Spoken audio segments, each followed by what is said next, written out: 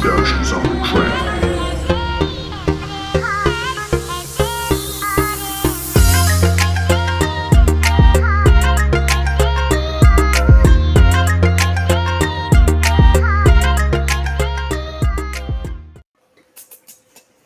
Hey, what's up, everybody? This is Case Study QB, and we are in the pre-show, so the show's going to get started in about 9 minutes. But we got so much to talk about this week, so we had to get some extra time in here with the pre-show. Let me introduce my man, Kit Cabela. And the first things first, we want to do. Kit Cabela has been on the show, Political Junkies, enough times that we are officially making him PJ status, putting on the chain on Big Man Kit. PJ Kit is in the building officially. It is long overdue, and I'm so grateful and thankful to be part of this awesome show. Case, I remember when you were starting things off, and I'm so proud of how your channel has been growing. It's unfair with what Twitter is doing to you, as it's suppressing you, silencing you, and then saying that the same videos you post are controversial or deemed offensive or sensitive nature, when all what they are clips from CNN, MSNBC, and Fox, which is once again reiterating to what we here at Heartlands Media have been saying about corporate media. Thank you, Twitter, for confirming to us that, hey, turns out corporate media really isn't authoritative. They are fake news, and they're nothing but a bunch of overpaid reactors that, again, spew out neoliberal, neoconservative talking points to benefit the two-party system known as the Democratic and Republican Party. But at this point, you might as well just call them the corporatist party as a whole. So again, it's really good to see your channel growing. I always tell my viewers to make sure to follow you on Twitter. Yeah, appreciate it. Yeah. We also recently got a show on Can TV.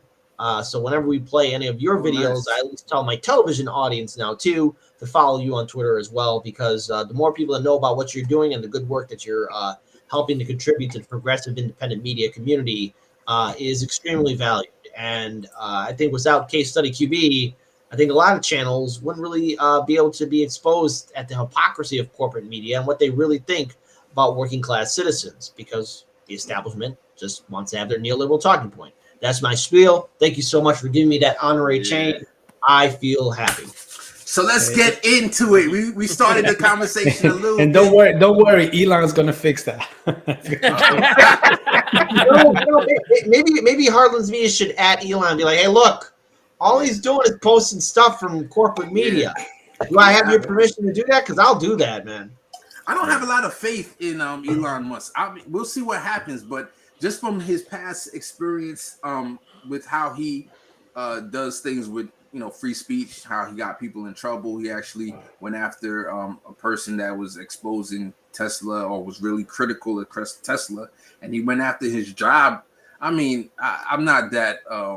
I don't put a lot of faith. I would be pleasantly surprised if he does open up the reins of Twitter, but and I'll give him credit, but I'm not gonna guess that he will do that. That's my take on that. We'll see. We'll see what happens. But we started getting into the breaking news. Kit, tell us that breaking news that you revealed to us before. Well, 12 hours before the election, representative from the great state of New York, Alexandria Ocasio-Cortez, has just decided to endorse Nina Turner, which I'd say, okay, it should have happened a while ago. Yeah. Better late than never. We talked about it on Heartlands Media, and we even acknowledged that video clip that you posted of Mike Pochen saying, hey, we're going to play that. We're going to play it. Yeah. It abandoned Nina Turner. So it's odd that she's doing this now. Is she doing this to save face? Why didn't she do it before? I think maybe she's needed to build up a ground game, but it's just I have to say for a politician, AOC needs to be far more tactful in her decision making, and if she's truly going to be this progressive shaker, as she tells us, she needs to be ready to take that initiative right away and stand up against the establishment. But it's just for me, I think it's too little, too late. Unless somehow it causes more people to turn out to vote, then I'll acknowledge it. But it shouldn't be like this. Yeah. What you guys think? We held in the chat. Breaking news. Bernie for 2020 election. Yeah. Let me give a quick shout out to our chat. We got PJ Chris is in the building. PJ Holly Horn is in the building. PJ Hella, my man E Hella is in the building. Yeah. So what you guys, John? What you think about that? Go ahead.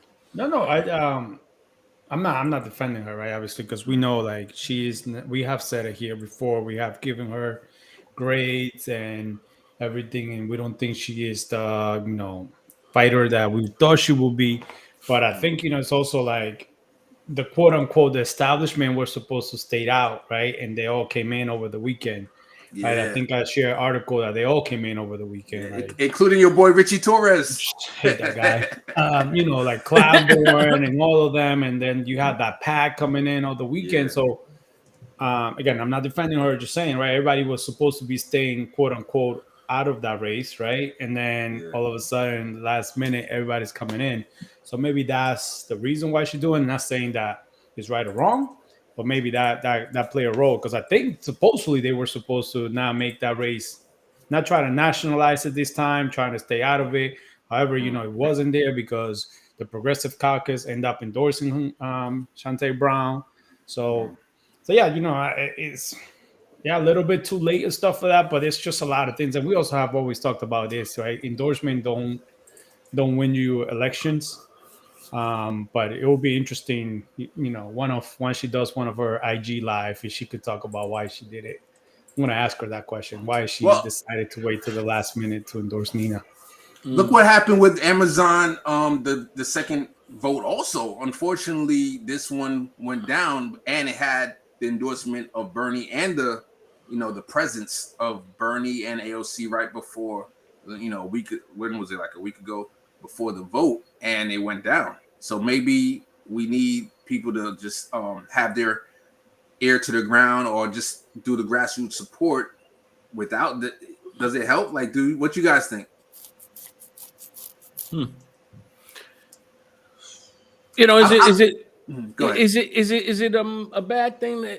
Yeah, it's a bad look, right? You show up last minute while everybody else is on the bandwagon, and we talked about this before. We talked about it last time. We got into a whole discussion on the whole thing with her and Amazon and Staten Island, the whole thing, and it's like, oh, I'll be there. I'm gonna be way in the back, like oh yeah, I'm with you, and not show up. But this isn't. Is it just as bad? It's an election, right? And she's gonna show up and endorse 12 hours before. I mean, is this? I'm looking at Kit's like, this is a bad look. It's not a good thing, and I hear you. Would you guys, if she doesn't, right after the weekend fiasco, you guys, I say you generally, will get mad. If she does, you get mad. So I mean, it's. But there's no way to win. No. Here's the thing. Here's the thing. The reason why I'm upset about this right now is because, again, when it was first announced that Representative Pramila Jayapal was leading the Congressional Progressive Caucus, mind you, she is the leader of that caucus. When she made that announcement that they're full endorsing of Chantel Brown, I kind of expected maybe AOC of all of them to maybe say something out loud, to speak the loudest. And the fact that, again, there was nothing but radio silence. Now, unless Nina Turner is going to say to all of us, hey, look, I told AOC and the others who are dissenting voices to stay quiet, and fine, tell that to us so that none of us jump to conclusions. But I don't think that's the case. Look, if AOC decided to endorse Nina Turner right then and there, I'd be like, okay, great, AOC's in the fight. But this is like almost too little, too late, last minute, 12 hours before the election. It could have been done even earlier. If she did it over the weekend, fine. I would have been a little bit more forgiving for that. Like, okay, it took you that long, but so be it.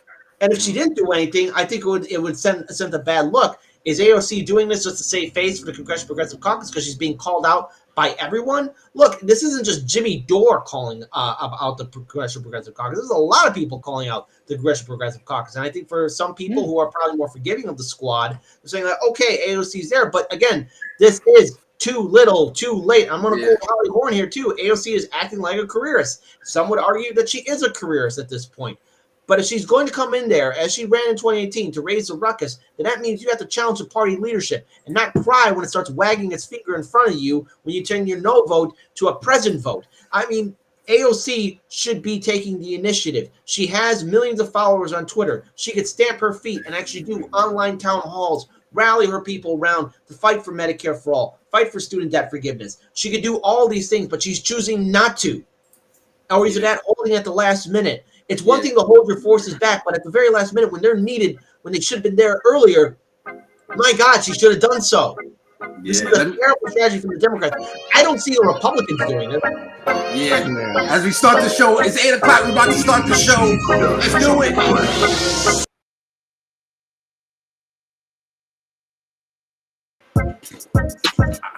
All right, yeah. What's up, everybody? Hey. We got our man Kit Cabela's back in the building. What's going on, everybody? This is K Study QB. We are the Political Junkies back at it again. Got another great show for y'all. We're about to go around the horn. We got Kit Cabela from HLM Media in the building. Tell us a quick, before we go around the horn, tell us about yourself and your show. Give us all your shout outs and everything. Let us know. Well, we made a lot of new changes at HLM Media. We're live now every Monday through Friday at 4 p.m. Central Standard Time. The first half hour of our show will be on YouTube, and then the rest of the half hour will be on Rockfin, Odyssey, and now on Rumble and Twitch. We're doing this so we can talk about stories so that we're not censored by YouTube, because at least on Odyssey, Rockfin, and Rumble, they respect free speech.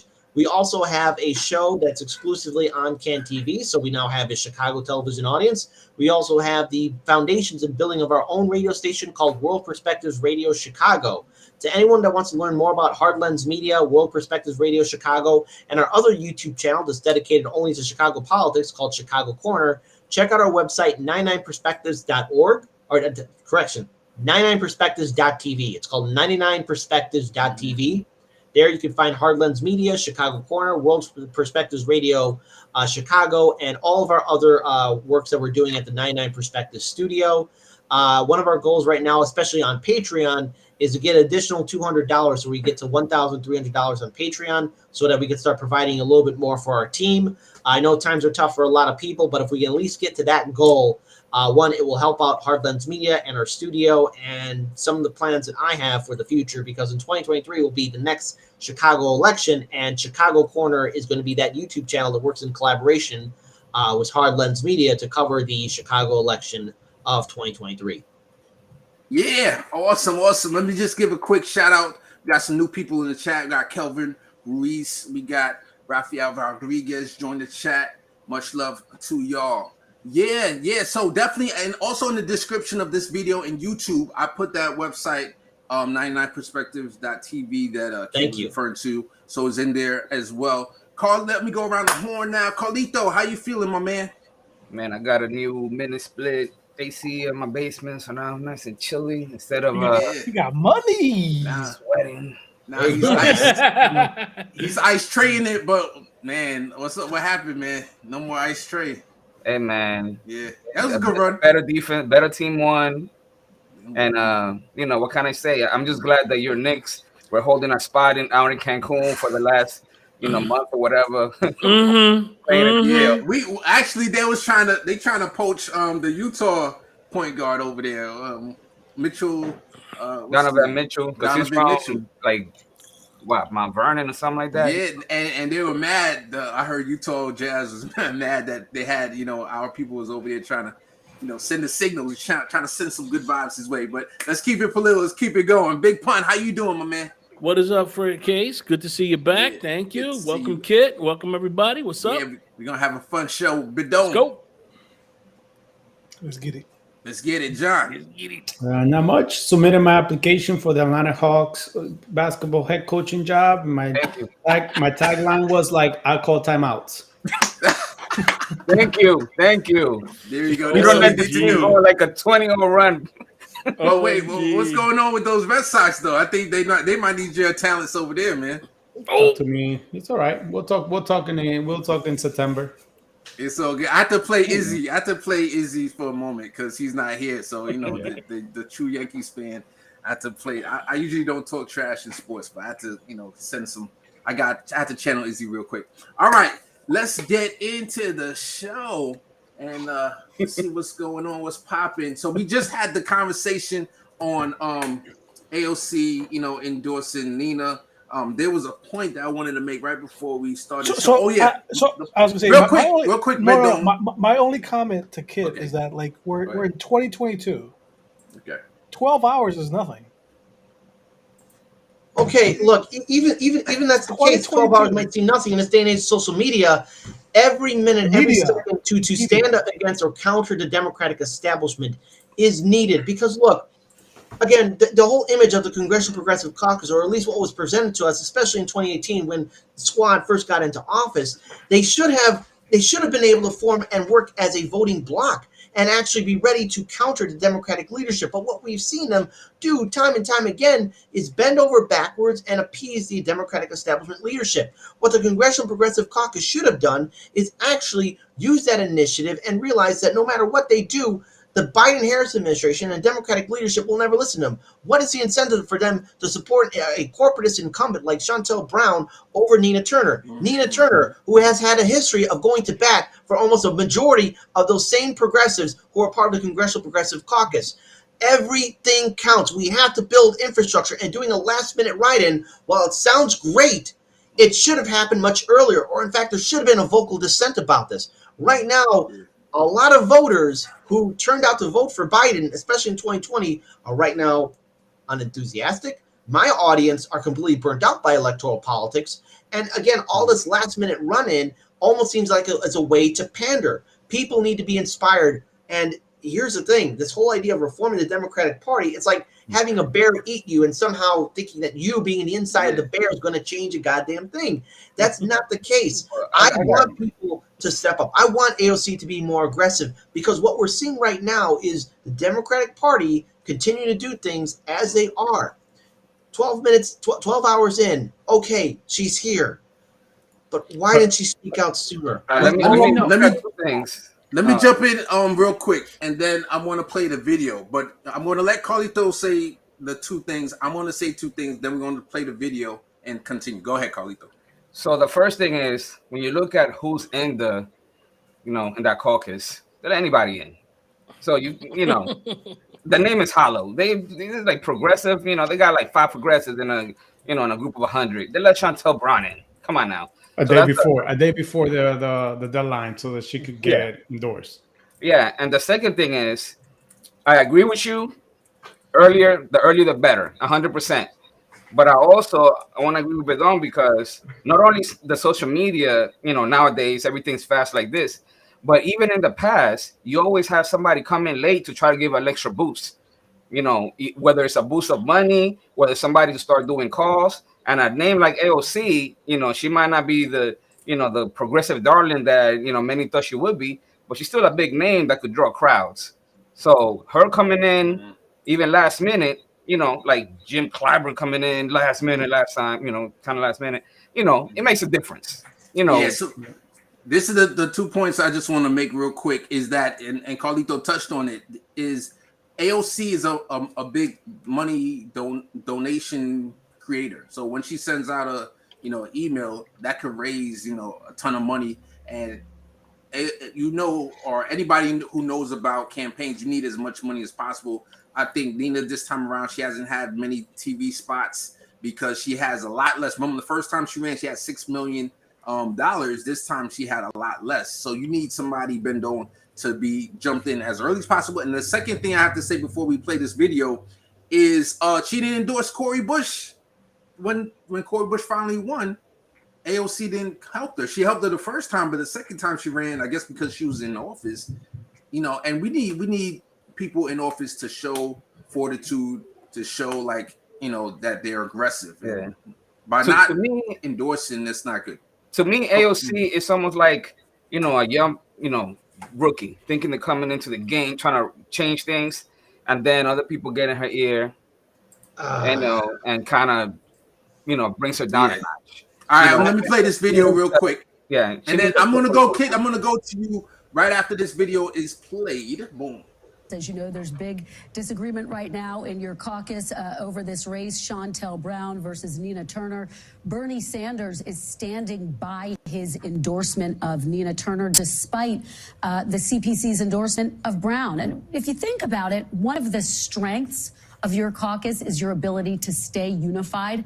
What do you make of this divide? Does it spell trouble in the future for your caucus? We have almost 100 members, and when we took the vote, no one voted not to endorse Shontel. So I don't know if the divide that some of the journalists in Washington, D.C.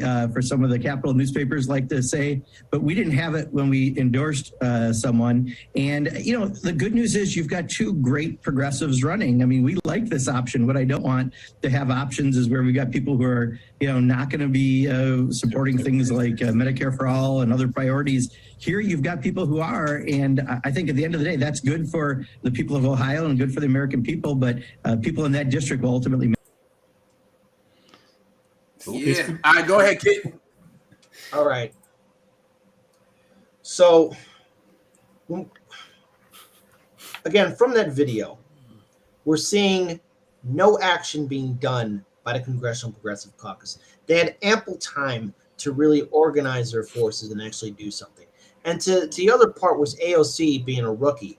I understand that, but she also didn't do herself any kind of service whatsoever when she started removing original team members that got her into office and started replacing them with more, I guess, quote unquote, establishment-friendly advisors. Whoever is whispering in AOC's ear, they're destroying. Either this is something that she accepts and she's willing to go along with, or number two, she's easily swayed by the Democratic machine and not knowing that she's being played as a fool, both of which I just find to be absolutely astonishing and frightening for the progressive movement as a whole. How is it that we're supposed to bring in change when the very people we elect in easily get told by the Democratic Party, hey, stop, keep your powder dry, don't raise the ruckus, we want things to be easy for you. I mean, look, people right now are being evicted from their homes and apartments. We're still dealing with medical debt. We're still dealing with student debt. I had a little bit more hope for these progressive lawmakers, but every time when it comes time for them to stand up to Nancy or Chuck Schumer or Biden or Harris, we're seeing them withdraw or either that form a shield wall around the same Democratic leadership that has no respect for independents or progressives or progressive policies. Medicare for all is popular amongst all voters. That's including Republican voters, conservative voters. Student debt forgiveness is popular amongst voters. That's including the conservatives, as well as so many other issues, ending regime change wars and so much more. But we're seeing the shield wall form around Democratic leadership. And at this point, come 2024, if Bernie Sanders or anyone else decides to throw their hat in the ring, why are you running in the Democratic Party when they made it clear not once but twice? Yeah, they're not going to fight for us. And if you do even run the Democratic Party, they will do a thing called election fraud, such as closing down polling stations, making sure the machines don't work, not enough paper ballots. Oh, hey, don't serve food in line for people waiting 8 hours, 12 hours, 24 hours just to goddamn vote. All right, so what do we do? What's the solution?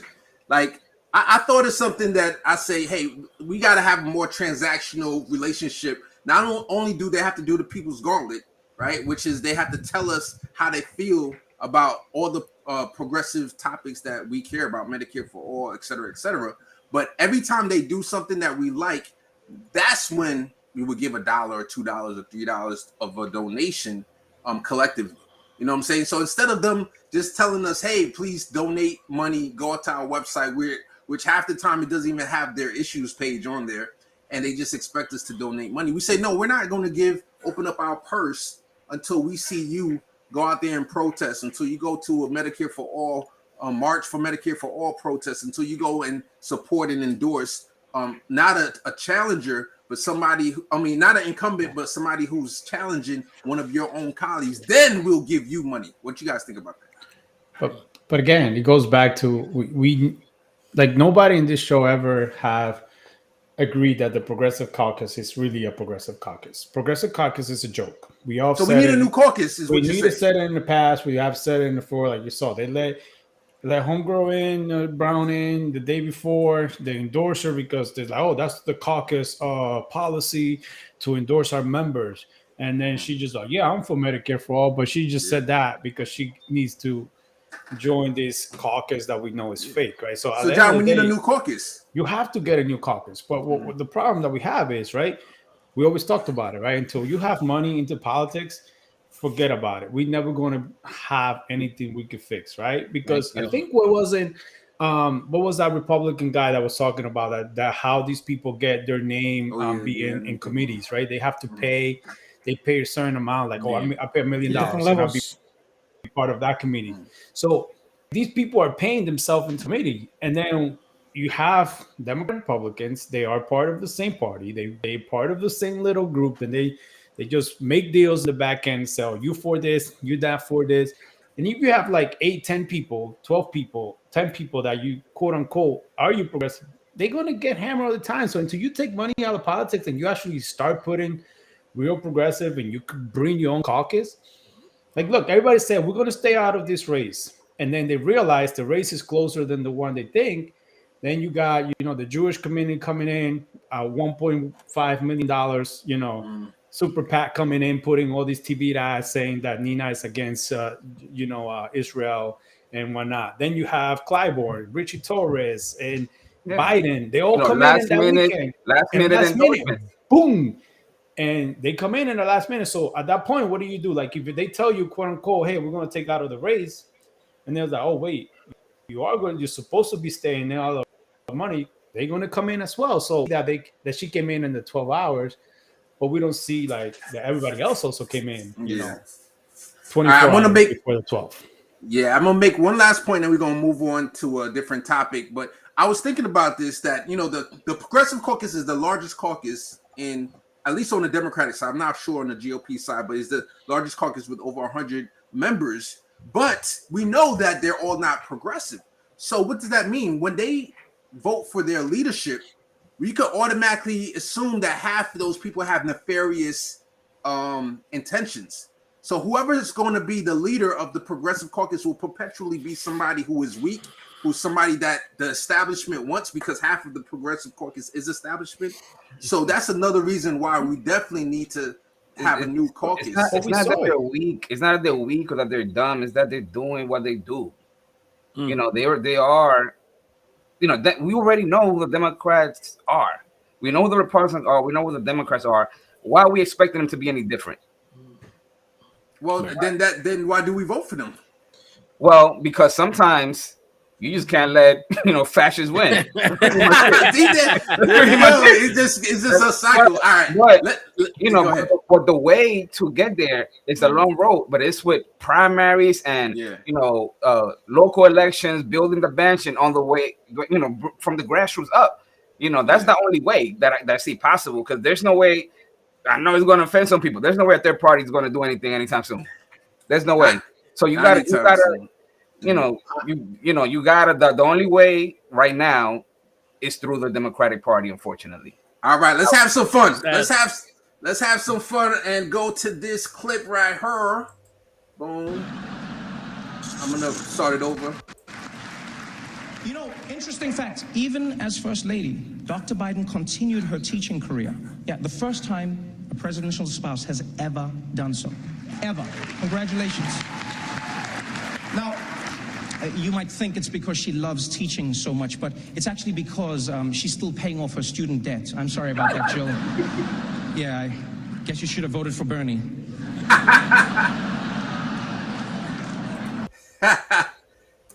I love it. I love right to his face. Like, you should have voted for Bernie. It's interesting enough, again, how much Jill Biden was against Kamala Harris from being VP. There was those recent stories. There's a book that's coming out about how, again, Kamala Harris had to get advice from Rahm Emanuel, of all people, including Morning Joe himself, Joe Scarborough, which, again, didn't somebody die in his office many years ago when he was in Washington, D.C. as a House representative? I mean, I'm just saying, it's just Kamala. Kamala, yeah. Those are the two most dangerous individuals. Do not be in a room with them alone, Kamala. My God, what's wrong with you? I got one more video for y'all. One more video on from the White House Correspondents video. Okay, here we go. Right now, your current job is to, if it's true, congratulations to Jen on your big career change. But moving to MSNBC is going to be a big switch up for you, because right now your current job is to make the Biden administration look as good as possible, at all costs. Now you're going to be at MSNBC and you're going to have to, you'll be fine, actually. No, sorry. Well, hey, he had some good ones. The one about cinema was it's really funny too. Yeah. I think I didn't clip that one, but Oh well, shoot! You need to find that one. You need to find that one about cinema. That one would be great.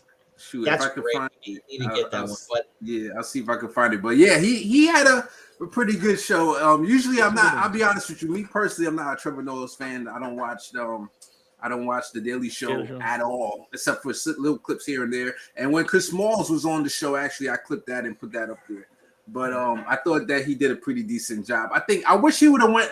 The one joke that I wish he would have said was that the $33 billion that's going to Ukraine in aid. I'm not against it, but you can solve homelessness in America for just a measly $30 billion. You know what's interesting is that we can scrounge up that money for that war, or really quickly Israel, or any other regime change war. We get the money, but never once do we see a lawmaker say, "How are we going to pay for it?" But mention student debt, right? Mention a UBI, right? Mention investing in our infrastructure at the bare minimum. $10 trillion is what's really needed at the bare minimum.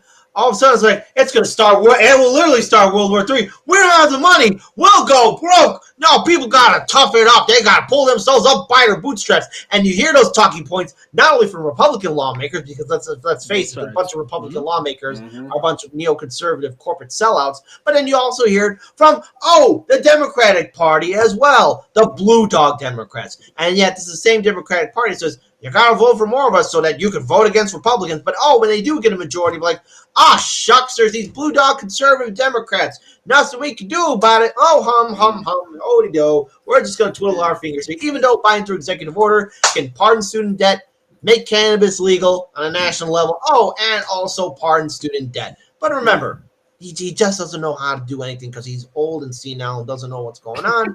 And yet they always keep on getting overruled by the Senate parliamentarian, who is a non-elected official. Mind you, the Senate parliamentarian can be overruled by the president and vice president. And the last Senate parliamentarian to stand up against the president was fired. Now is under George Bush Jr.'s administration. Just throwing it out there for the folks. Yeah, I was looking for that Kristen Cinema one, but I couldn't find it. Somebody want to say something? A big part? Yeah, that goes straight to my point about let's not vote for them.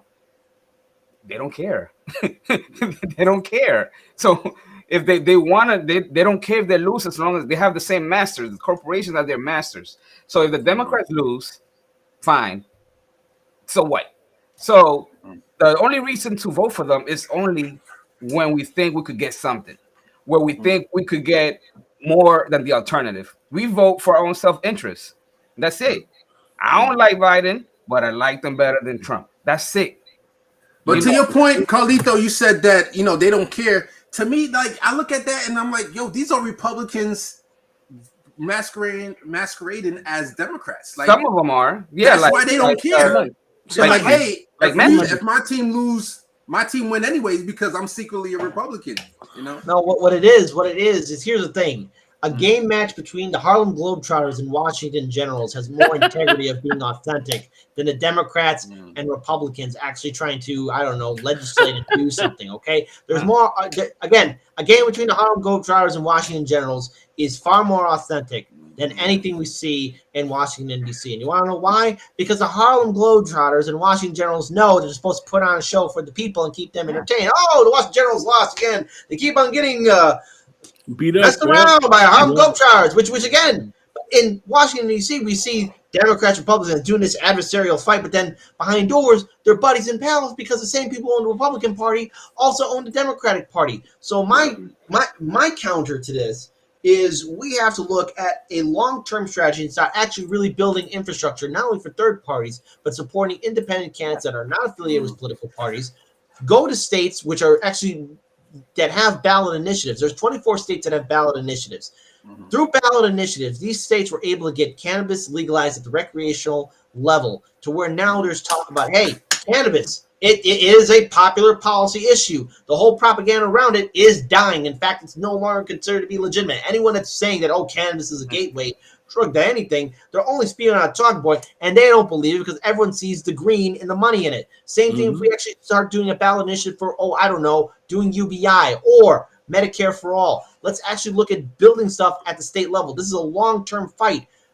But I'm more on board of I'm not going to waste my vote for a Democratic lawmaker. It's not a waste. That's what I'm saying.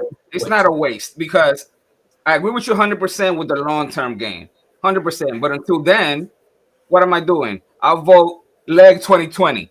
All right, you gonna shoot me the leg or shoot me the head? I'll pick the leg. That's the same reason. Listen, that's the same reason. I'm choosing Everybody the here other. knows that when you talk to cops, when you get pulled over, you just whatever. You get to live another day. You fight in the court later because you don't want to die now. That's it. If we have people like Trump, you putting actual fascists in charge. Yo, look what's going on. Like we got one of the stories. When we get to Atlanta, this is the thing that happens when you allow the greater evil, because I know everybody hates this lesser evil. When you let the greater evil win, that's the thing that happens, and it gets worse and worse. All right. So the lesser evil, I'm sorry, I'm voting for it because I'd rather live another day. I can't because here's the thing.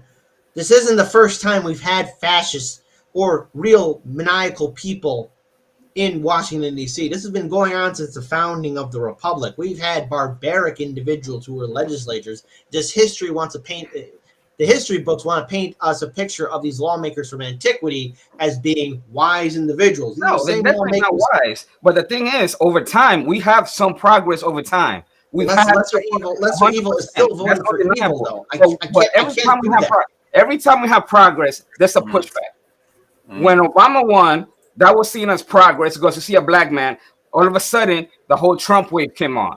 When the civil rights passed, that's when you had all the KKK monuments come up because they didn't have them back in the days after the Civil War. Every time there's a little bit of progress, there's pushback, and we got to push back. I have to counter. Please go ahead. And then last time, and then we're gonna keep it moving. Under Obama, we got rid of habeas corpus, went from 2 wards to 7.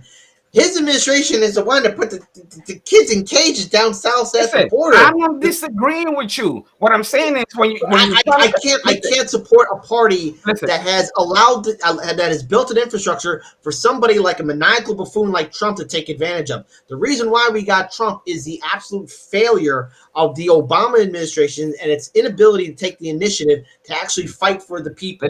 Nobody has told me what could happen right now to fix any of that. Nothing. The only plans that you have and everybody else has, including me, are long-term plans. There's nothing we can do to fix any of that, period. The only things are long-term plans. But for now, you got to do whatever is best now. That's it. All right. Hold on. So I didn't know we was gonna have. I don't know about. Man, I didn't even play the no cow zone today. We just had one out right now. I don't think we're going to solve this problem. I'm gonna let one more person say something. Bendo, you gonna say something? I was gonna say so. Kit, for the past, let's say 5 elections, you voted green. Here's the thing. It was after the 2016 election. It was.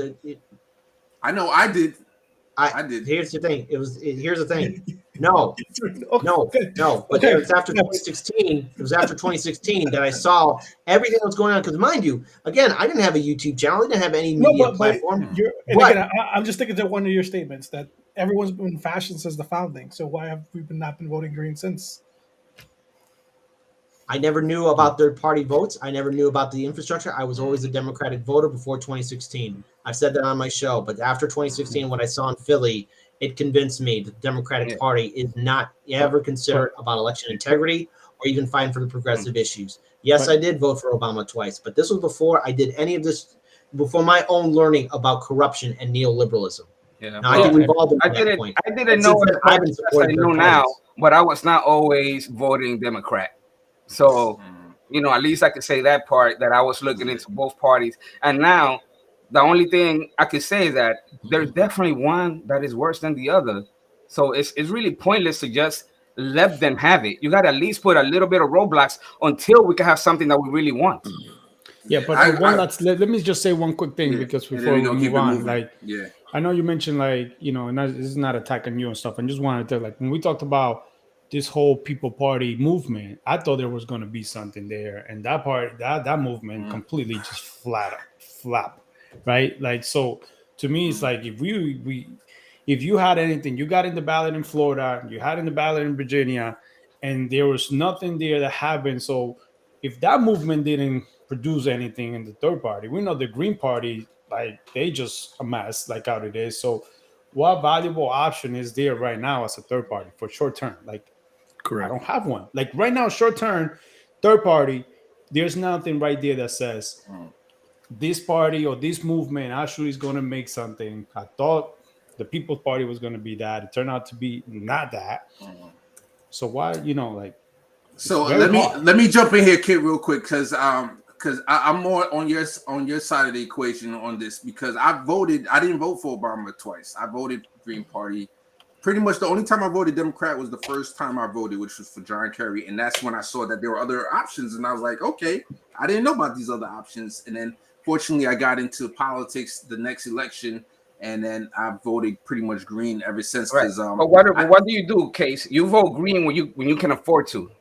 Because I live in New York at that time, and now I live in New Jersey. So I there isn't a huge the question is, I would be in a really huge predicament if I was in a swing state, because I think I lean towards still voting third party. I'll be honest. That's exactly. Even if I was in a swing state, I'll be honest with you. I think, but I would be tough. I would have to really look at the whole thing. Yeah. But let me just make this quick point why I voted not for Obama, and that was because here's a law. He was a constitutionalist law professor, right? In his past, before he ran for office, and there was a bill where it gave telecom companies immunity. Back in those days, the CIA convinced, I forgot if it was AT&T or whoever, to basically have a streamline straight to the CIA, giving away all of our privacy. And this bill gave telecom immunity to all. So here's a law professor that knows constitutional law, and he voted for it to allow that. And I was like, once I saw that, I was like, this guy has no principles. I can't vote for him. So that's my reason for why I did it. And that's how I feel about the situation. So I don't know. I think we're pretty much. I have no regrets voting third party after 2016, especially what I saw in Philly. You shouldn't. It was just by far no issues. All the evidence I needed to see about where the Democratic Party was going.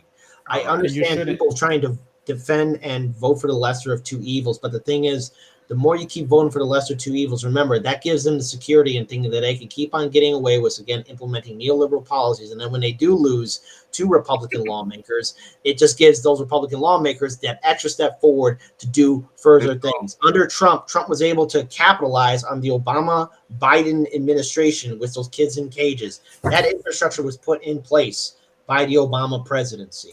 The Democratic Party is just as same or if equal to the Republican Party. They're all friends. They're all buddies. They're all pals. And how can I contribute and be part of a system where I know it's all acting? Even wrestling scripts from the WWE are more authentic than the words coming out of these politicians' mouths. I understand that people are afraid of go ahead. Of again a GOP red wave, but the Democrats laid the foundation for this red wave to happen. There was nothing preventing them from even fighting hard in 2021. All the opportunities were there. And as field commanders, as generals that are supposed to inspire people, they left their voting base in the dust because everyone's at brunch celebrating the defeat of the Orange Boogeyman. And he's going to come back again in 2024. And I just want to remind the Vote Blue No Matter Who crowd and Democratic voters, Trump was a Democrat. Hillary Clinton and Bill Clinton were good pals with Trump. Probably still are. They're all friends. They're all friends, and they're all putting on an act. But it's not vote blue no matter who. That's why in the chat I said it's not 100% of the time. You got to pick your battles, okay? So when it comes, you have your local elections. The lower you get down the chain, the less tainted that it is. You could afford to vote for whoever. Pretty much the lower down you go. But when you're saying the things about Democratic Party, I go with this with eyes open. Like Kay said, I was extremely disappointed with Obama after his first term. The whole AT&T stuff and all that.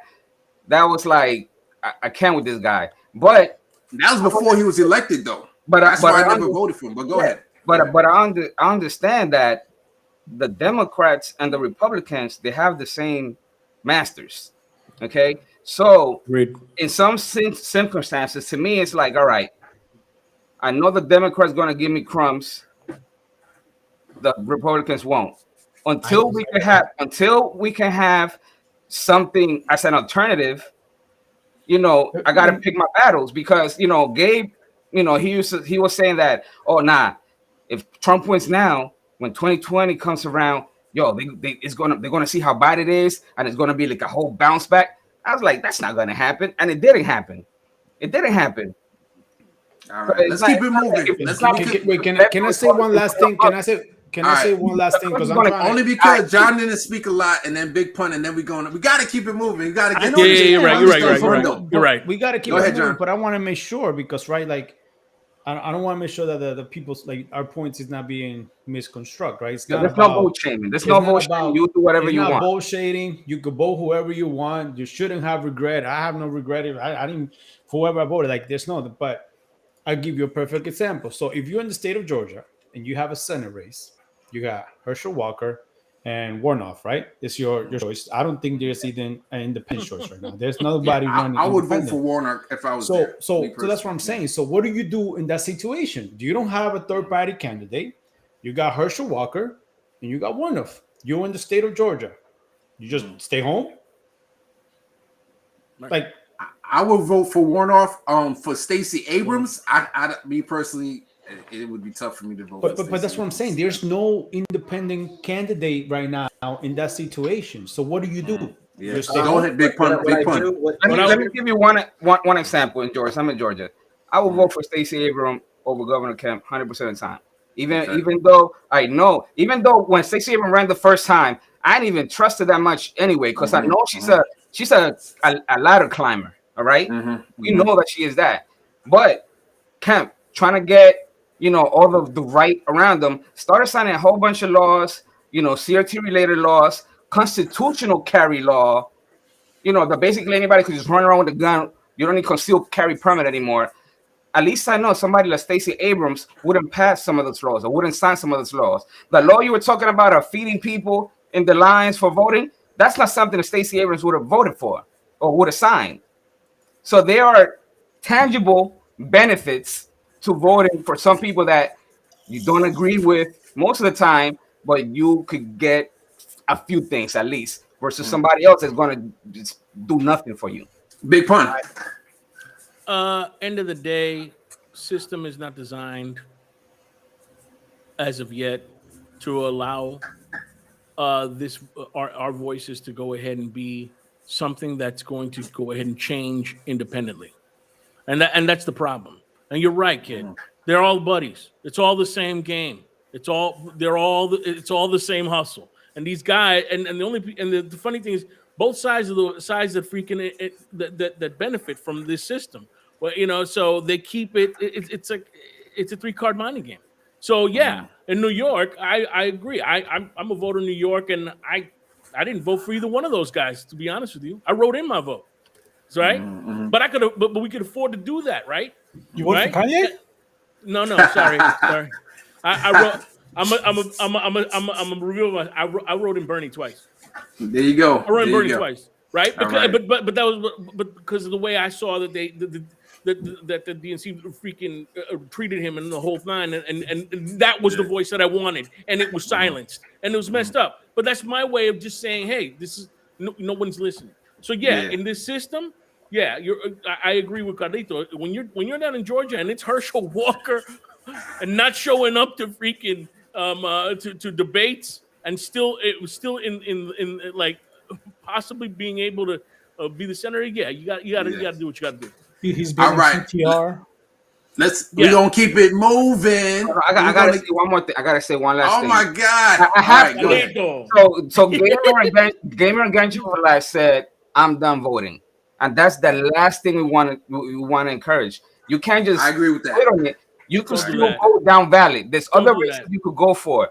That less people to vote, the more they win. So even if you don't agree with what I'm saying, what Kid is saying, you still got other choices down ballot. Gamer for life. There's third parties. Go ahead, Kid.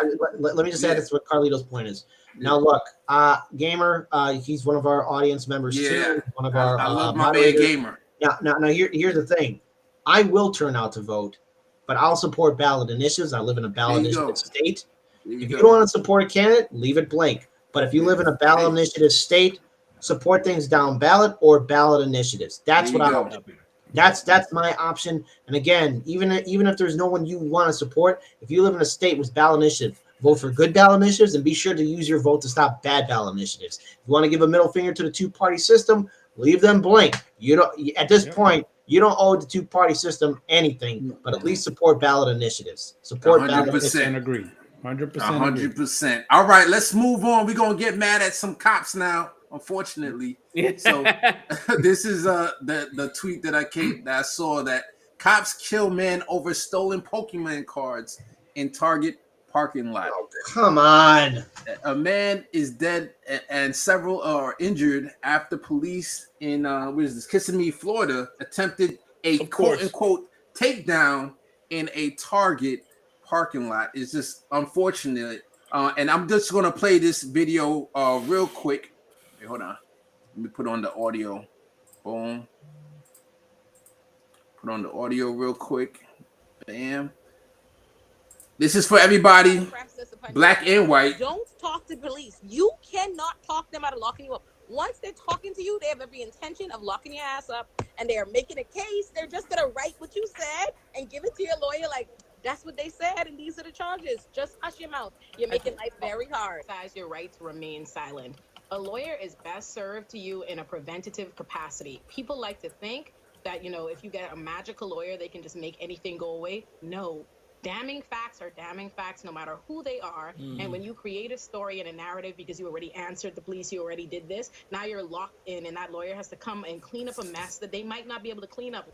The police are not attorneys. The DA's office is who determines the fucking charges. That's who the fuck you negotiate with. They don't call no shots in this bitch. Like, once they have you in there, they trying to arrest you. Period. Whatever you say, they're using against you. Like, don't play with them. Don't fuck around with them. You tell them I unequivocally am invoking my rights. I need a lawyer. I will not speak to you. All right, so don't talk. And I broke my own rule with no cursing, so my fault for any family, anybody out there. But don't talk to the police. Don't talk to the police. What you guys think about that in the first, article and stuff? What you guys think? 101. 101. Don't say nothing. All right. So let's get. I've only in my life once have I had like a really scary run-in with police, and it was when I was trying to park my car in the garage, and it was late at night. This was when we were still at the older studio, the one with the fake brick wall. Casey, you probably remember that. And I was coming home late. And, obviously my caution lights were on. They were saying it looked suspicious, but, as soon as I see this big truck, it's a civilian vehicle, but it looked beefier than it should. It looked armored up. And I was like, I've seen that kind of truck before. And it was like when I did my first tour in Iraq, where you see these armored SUVs. And it looked like an armored SUV. I was like, I'm just going to get out of the way. And the SUV kind of wouldn't let me park. And, I kind of get out and saying, hey, dude, I'm trying to park my car. And then I took a step back and I realized there were two CPD officers. And they were saying to me, what are you doing? What are you doing? And I'm kind of like taking a little step back. Like, I'm just trying to park my car. It's like this late. And I was like, it's my garage. It's like, but it looks this late as hell. And I'm like, yeah, let me just park my car. Now, I know if I had been a different skin color, that conversation would have gone far more differently. Yep. But it was a frightening thing. And it was like, I just want to park my car in the garage. Now, look, I get it late at night parking, but it shouldn't even escalate to the point to where they're preventing me from parking my car in the garage. It was one of those moments. Now, again, that's compared to other stories, that's nothing, but it was frightening. But Kit, what do you get that's so suspicious about you parking your car late at night? Right. Look, you see what I'm saying? This is the thing this is the mentality that I'm telling you, that even you were in the situation where a militarized vehicle shows up and you are saying, yeah, I get it. It's kind of suspicious that I'm parking this late. No, it's not. No, it's not. Not at all.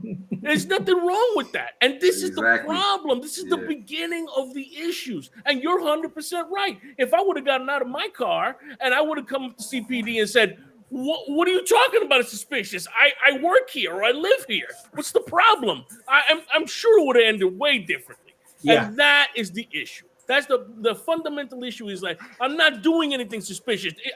Am I loading out bags of heroin here? What is this? I'm parking my car. Let's be real, Pun. You wouldn't be getting out of the car. You would have been dropped off at the front, and your driver would have been parking your car. I see that little fancy background you have now. Yeah, I've seen you have a car. This is already suspicious. What's going The on? funny thing is that they asked. The funny thing is they asked at this time, like you're not supposed to be home at a certain time. Weird. So really fucking now. All right, kid, you got one more point, and then I got. Oh no, I'm hearing you go in the background. Oh, let me see if there's Let me see. I was hearing an echo. So. All right, so I just want to show this tweet where a guy, unfortunately, I don't know if you guys can see it, but he has my student loan debt defies all comprehension. So he has his principal balance is basically 282K. I know it's very. Let me see if I can bring it up. How many does he have? And then his unpaid interest is $53,000 unpaid interest. Oh my God, that's like 2 cars. And then his total balance is $335K. I think he went to Harvard. Yeah, who knows? But here's what David Sirota says: someone else should suffer and be in pain because I suffered and was in pain is a really effed up thought process, and yet it is now American culture. And he's talking about, how there's the argument to either to cancel student loan debt or to not cancel student loan debt. So there was a saying. It was an old saying because I was listening to a rap song, and the guy said something that had me like, whoa. And then I had to look up the saying, and it's like old, something old. But it says something to the effect like, a society is really progressing when a white man will plant a tree that he knows he'll never sit underneath and take advantage of that shade. Wow. I heard that and I was like, yo, I gotta find that. To that point, I don't have student debt. When I went to Northeastern Illinois University, I was able to use the GI Bill and the Illinois State Veterans Grant, a federal program and a state program, to provide for my education. I had 5 years. I wish I went to graduate school, but oh well, that's water on the bridge. But I still have money to do that. Just because I don't have student debt, I don't want anyone else to be in student debt. When I was graduating, I was hearing stories from some of my friends how they were 25K in debt or 50K in debt. And from other people that I knew that went to other bigger schools, 50K to 100K to 200K. And that's not right. That's not fair. And I'm thinking about all the people who we're missing out on who can contribute to society and actually live their dreams and actually help us contribute to grow even something better. Other countries have figured out how to have affordable education or free college education. There's no way that can happen here in the richest country in the world. Get this, right? I mean, I said it in the show. I said it in the show before, right? When I graduated with 55,000 student loan, and 35,000 of that was private loans at 15%. 15% variable interest rate. So I'm still paying for it. Eventually, I'll get it. But if I finish paying, I'm not going to be like, well, I graduated, I did it, you should do it too. Like it's like when I hear people say that, I'm just like, dude, like, come on, like, it's the same concept of like, well, when I bought my house, I put 20% down. Yeah, your house was $60,000. Or when I bought my house, it was 8%. Yeah, your house was $100,000. It's not, right now where you look at a 2-bedroom and it's $1 million. Like just because you did it doesn't mean the other person have to suffer. And that mentality is like the worst mentality to have. It's horrible. Yo, I'm American hyperbole, like for real. 2-bedroom $1 million is for real listings. Yeah. All right, before we go to Carlito's rundown, let me just give a fresh shout out to the new people that came through. Much love to LB Lucky Burrito. I was on her show a couple weeks ago. We're Peregrine. Much love to you. Pat, where's Pat? I saw Pat somewhere. Oh, Pat Brannigan. Much love to you. And Aaliyah 7368. Erica, much love to y'all. And now it's time to go to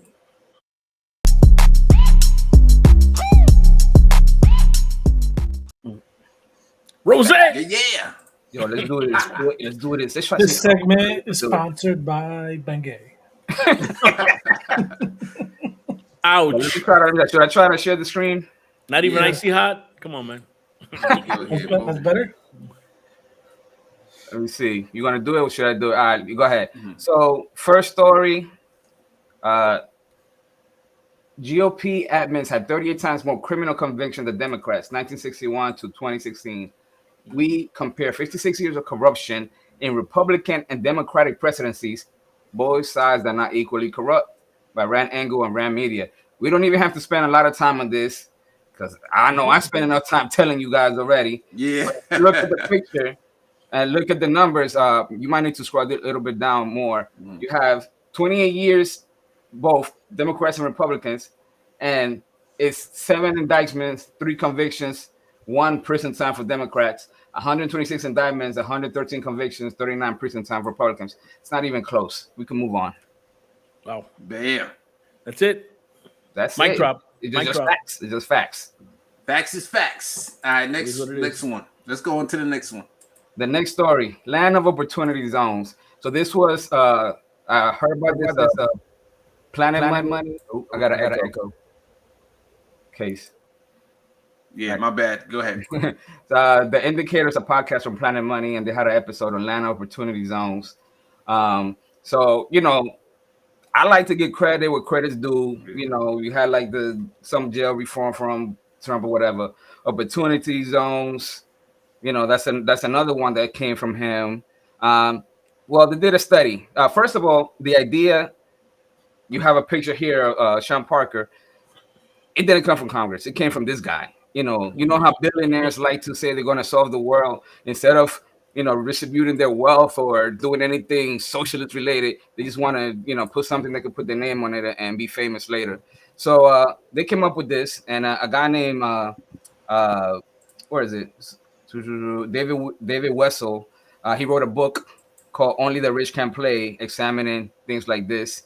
But a working paper by graduate students at UC Berkeley suggests that a lot of OZ, opportunity zone investments, are flowing to areas where gentrification is already well underway, and that the vast majority of the money is flowing to a tiny proportion of the eligible zones. So basically, this was zones that they were determined that they could invest into, you know, fix neighborhoods up, invest for businesses and things of that nature. Well, it turned out that all those investors, they report greater equity and property investment in neighborhoods with already relatively high incomes, home values, educational attainment, and pre-existing income and population growth. The investors themselves had extremely high incomes relative to the U.S. population, implying that the direct distributional incidence of the tax subsidy benefit households in the 99th percentile of the national income distribution. So for the most part, it's opportunity zones where money for billionaires to put their money in, make profits, but then in 10 years, they owe no taxes. That's it. Yeah. I think he had good intentions when he started, but all things in this system, it's always going to go towards like that. It's a capitalistic system, so it's always going to go towards benefiting capital or benefiting the billionaires, the rich. That's so it always seems to end up that way. I know as much as John loves it, we got to change up the system. The Berkeley student, he did it with other people, but they cite Patrick Kennedy, so I want to make sure I shout him out. Yeah. Wow. Nah, I'll just mess with you, John, though. I don't know if you want to say your response. All right, we're going to keep it moving. Go ahead. All right, Carlito. The next story, APD is investigating after KKK flyers found posted in Northwest Atlanta.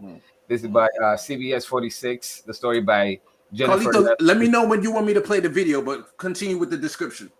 Yeah, I mean, go ahead and play the video. Basically, they're pretty long in these areas, man.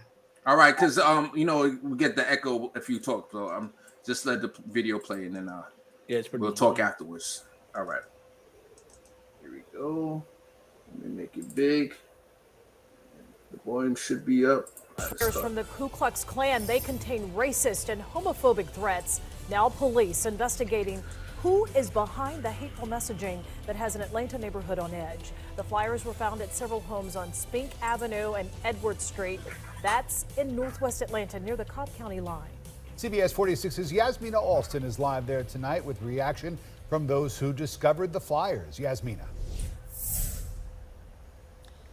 Well, Rick, residents were disturbed and they were also angry about that flyer. And tonight, after many conversations about the offensive message, we have decided to show you what the flyer said because it's important to understand why people are so angry that this is still happening. It's just unacceptable. Atlanta resident Kelly Delchamps noticed the Ziploc bag in her yard on Spink Street, but was not expecting to find the hateful message inside. Pretty horrible to even want to repeat. KKK flyers with rocks found in yards in this northwest Atlanta neighborhood. The message on the flyer says, quote, "You've been paid another social visit by the Old Glory Knights of the Ku Klux Klan." It continues to say, quote, "We have a dark history here, and because of you, a bright future," end quote. It then goes on to read racist and homophobic threats. I was speechless, and just floored. And thinking about this neighborhood and this community that I love. And it really is an inclusive neighborhood. The discovery shocking to residents who reported the flyers to police. Atlanta police confirmed they are investigating, looking into if this act was an attempt to intimidate the community. Hate mail that residents say is not welcome. This shouldn't happen at all, but especially just thinking about how much I love this community and how it's just unacceptable and there needs to be justice. And again, Atlanta police are investigating, and the Attorney General's office also said that they've requested that the GBI also investigate those flyers. Live in Northwest Atlanta. All right. Yeah, so the thing that kind of upset me a little extra from this thing was that they said the APD is fully aware of this matter and currently investigating to determine if this act was an attempt to intimidate the community. I mean, what do you mean? What do you mean? Oh my God! If this was like the Crips or the Bloods or something, putting flyers out there saying we own this, yo, there will be terrorists. There will be a press conference. What do you mean if? I can't even fathom the Bloods or the Crips putting out a flyer. They would never do that. They would never do that. Christian Bloods would never do that, okay? Listen, and this past weekend, you know, in Stone Mountain, you know, that's the large monument they have with the, you know, the Confederate leaders up there. There was a big rally over there for Confederates. Again, you know, they didn't have it last couple of years because of like COVID, but they came right back. They came right back. Well, it wasn't Buckhead, so that's why, you know. Oh man, that's crazy. Yeah. So, investigation. Yeah. Wow. So the last story. All right, let's get to the last one. Harvard's legacy of slavery. New report documents how it profited, then tried to erase ties. This is from Democracy Now! There's a full video there, and they talk about how they pledged $100 million, 134-page report, and they pledged $100 million for a fund for scholars to continue to research the topic. There's nothing about reparations to the slaves that work the area, that work in the schools, that build the schools, serve the masters, or anything like that. Not a word about that. It's just to study. So that's crazy. So, and one part of the story that I want to talk about is how the Harvard Law School was founded. They said basically in 1736, they had plantations in Antigua, and the owners became fearful that enslaved workers were plotting against them. So they cracked them down. Then they moved to New England, had huge property, 700 acres of land. They brought enslaved workers from the Caribbean to work over there. And eventually they donated land to university, which the university then sells and uses to endow the first professorship of law at Harvard University. And some people take that as the founding of the Harvard Law School. Wow, that is. Well, you know, the thing is, not it's Harvard, but let's look at every single higher education institution. It goes back to the founding of the Republic. Let's look at all these major institutions, because if Harvard's hiding the skeletons in its closet, so are all of the others. Let's face it, America does not have a squeaky clean record in regards to 100%. history and human rights. And so with Harvard, you're guilty. You tried to hide the evidence like a criminal. I think, and the thing is too, Harvard, you're way overpriced. Nobody can go to your school anymore. Hey, Harvard, ever thought of maybe, I don't know, fixing your image? But oh wait, I guess you're the land of the elite. But so much for really actually, believing in that mantra of yours of education, integrity, and whatever else you believe in. I think right now Harvard is hypocrisy. Hypocrisy is finest, and it's Right. and again, student loan debt. This is a long video. I suggest everybody go watch it or read the transcript. The guy that they interview, he wrote a book. He wrote a book called Ebony and Ivy: Race, Slavery, and the Social History of America's University. His name is Craig Stephen. Years ago, it was a long time ago too. Yeah. So he works at MIT, and he mentioned even MIT. He mentioned all the schools. Basically, every school they established their medical programs by dissecting slave bodies. And that's how they became the forefront of medical science by basically chopping up slaves, against their families' wishes. There was a story. There was a story there about somebody, one of the slaves who worked at Harvard, and then eventually his body was donated for experimentation. It's crazy. You gotta watch the video. It's crazy. Yeah, and there's some people are suing Harvard. Yeah, they're getting sued. And even though Harvard is saying, yeah, we're going to study this, they're fighting the lawsuit. We're going to study to pay them up. Yep. All right. Well, 9 o'clock. The last I was going to show a video about Joe Manchin endorsing a Republican in West Virginia in the primary. Imagine that, right? No, really. But we got that's fake. Let's show it. Let's see fake news. Fake. It's crazy. It's crazy. You know what? If you guys are cool with it, let me play it real quick. Share right here. Boom. Bring it up. Democrats. Senator Manchin did something pretty fascinating, which is that he endorsed a Republican candidate in his state. I want to talk about it on the other side and play his ad. I've always said if I can't go home and explain it, I can't vote for it. And that's why I opposed Build Back Better.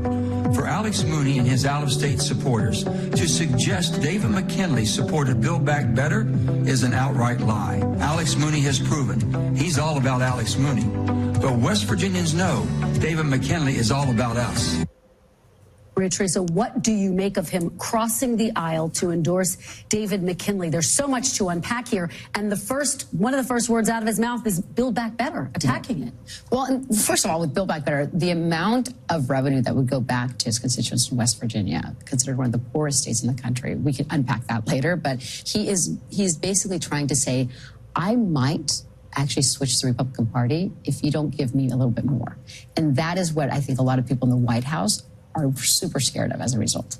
Betsy, we have been reporting on whether Senator Manchin is thinking about switching parties for quite some time now.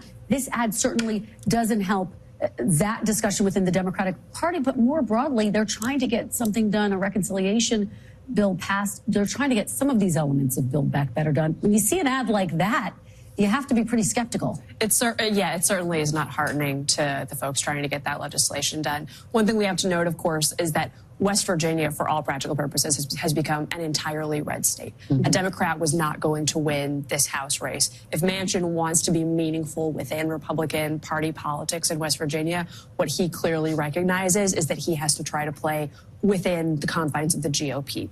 Connecting himself to Democrats is just something that's going to reify his lack of clout in that state. So that's something that perhaps is heartening to Democrats working on Build Back Better, but not very much. Obviously, this adds a message. Wow. So just think about running on something that benefits you. Think about voting for people that vote against something that will benefit you 70% of your state and you, like of the people. Like, so it's like, you know what? It's because you can't explain it to them. Like Manchin, he shut down Build Back. But you know what? Build Back would be good for me. I'm voting against it. Manchin is, again, shielded by the Democratic Party.